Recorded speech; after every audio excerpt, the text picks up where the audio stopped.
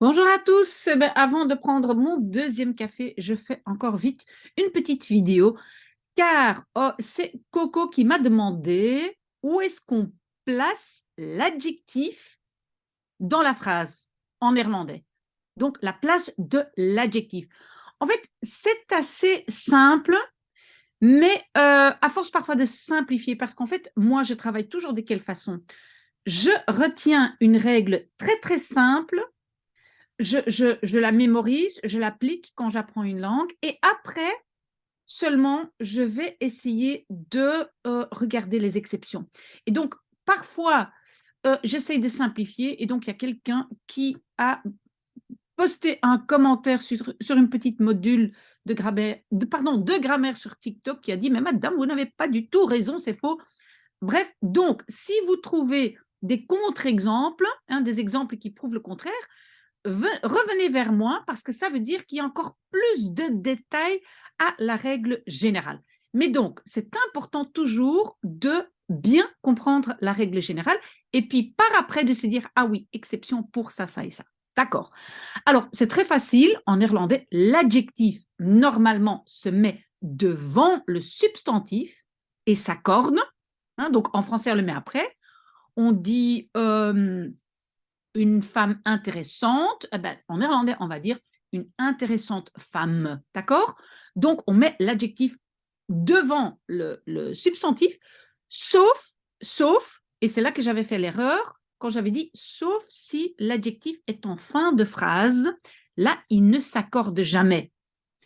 Mais c'est vrai que cette notion fin de phrase est un peu dangereuse. Pourquoi? Parce que parfois dans les subordonnés, l'adjectif n'est quand même pas en fin de phrase, mais se met avant autre chose. Bref, on va donc reformuler, on va dire quand l'adjectif va avec un substantif et donc se met devant et s'accorde, mais si l'adjectif est avec un verbe comme par exemple être, ou quelque chose qui peut être considéré comme être, je vais donner des exemples, on ne l'accorde pas.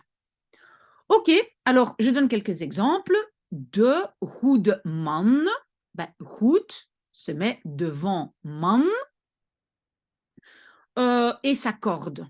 Ok, de goede vrouw, het goede kind et attention, un goed kind.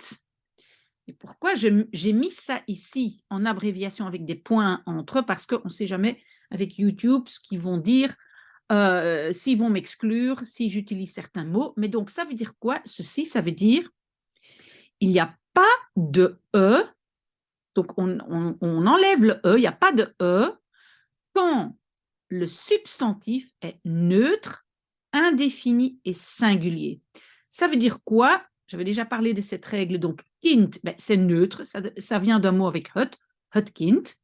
C'est indéfini parce qu'il est utilisé avec un. Singulier, oui, parce qu'il n'y a qu'un enfant. Et dans ce cas-là, je peux couper le E de l'adjectif. Dans tous les autres cas, je laisse le E. Donc la règle est bien, je mets toujours E, sauf neutre, indéfini, singulier. Mais donc l'adjectif se place devant le substantif. OK. Alors, on a des situations où l'adjectif ne s'accorde jamais et le verbe principal à retenir, c'est le verbe zijn, être. Par exemple, l'homme est bon. Ben, il y a le verbe être et l'adjectif donc se trouve en fin de phrase. Il n'est pas toujours tout à fait à la fin, mais il est utilisé donc avec être et donc là, il ne s'accorde jamais, jamais. OK? Alors, pas seulement être, ça peut être schijnen, sembler, lijken aussi, paraître, worden, devenir, mais en tout cas, si je peux remplacer ces verbes-là par être et si ça exprime une égalité. Donc, ça veut dire que si je peux mettre ici l'homme égale à bon. Hein, donc, si je peux remplacer mon verbe par une sorte d'égalité. D'accord? Donc, de man is goed. Un enfant est de nature, est bon de nature. Hein, donc, un kind is van nature goed, le goed ne s'accorde pas.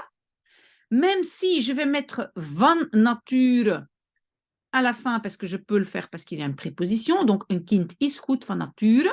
Donc vous voyez ici un exemple où le goed n'est pas tout à fait en fin de phrase, mais quand même, il n'est pas ici devant, enfin entre un et kind, donc il n'est pas devant le substantif.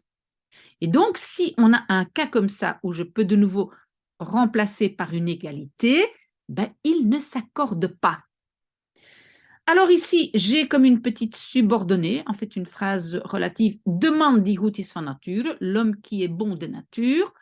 De nouveau, j'ai le verbe être, l'homme égale bon, et donc je n'accorde pas. Et vous allez me demander ben, comment je sais où le mettre. Ben, ça, c'est en fait la règle des phrases subordonnées, c'est-à-dire rejet du verbe conjugué et quelque chose qui, donc un morceau de phrase avec une préposition peut sortir de cette construction. Si ça, ce n'est pas clair, Coco, il faut revenir vers moi, mais donc ici, j'ai simplement appliqué la règle de la phrase subordonnée ou de la P2, d'accord? Et donc, route, ce n'est pas que route se place devant, non, c'est plutôt question, le is se met en fin de phrase. OK? Si ce n'est pas clair, revenez vers moi. Alors ici, het lijkt interessant, ça semble intéressant, ben, le lijken, je peux le remplacer par égalité, het égalité intéressant, et donc c'est pour ça que je ne dois pas accorder, et interessant ne s'accorde pas, s'accorde uniquement quand c'est devant le substantif. OK? Alors aussi, attention, pourquoi? Parce qu'en néerlandais, il y a des adjectifs qui sont identiques à l'adverbe. Par exemple, si je prends goed, ça peut être adjectif, mais ça peut aussi être adverbe. Adverbe, c'est quoi encore? C'est adverbe, le mot le dit, c'est avec un verbe. Le goed, ici, c'est adverbe. Hij heeft goed gewerkt, il a bien travaillé. Donc en français, on va dire bien. En français, on a bien une différence entre bon, bonne et bon ou bonne et bien. Mais en néerlandais, pas. Donc ici, c'est adverbe. Ce n'est pas du tout un adjectif. Donc, l'adverbe se met juste devant l'adverbe sur lequel il donne un peu de détails. Ik heb snel gereden. Snel n'est pas du tout un adjectif, c'est un adverbe parce que c'est rouler vite ou rouler rapidement. Donc, snel est un adverbe. Ze heeft dat grondig gelezen. Elle a lu cela de façon approfondie. Grondig. Grondig, c'est une manière, donc c'est un adverbe. C'est de quelle façon elle a gelezen? Ben, grondig. Donc, Coco, j'espère que c'est clair. Quand c'est un adjectif, l'adjectif est devant le substantif et est dans une phrase principale. Quand il est à la fin et il peut être remplacé par une égalité, il ne s'accorde pas, il est en fin de phrase. Sauf si on applique la règle de P2. Si ce n'est pas clair, revenez vers moi parce que vraiment, ça c'est très très important. OK? Voilà, à très bientôt. J'attends vos remarques. Merci.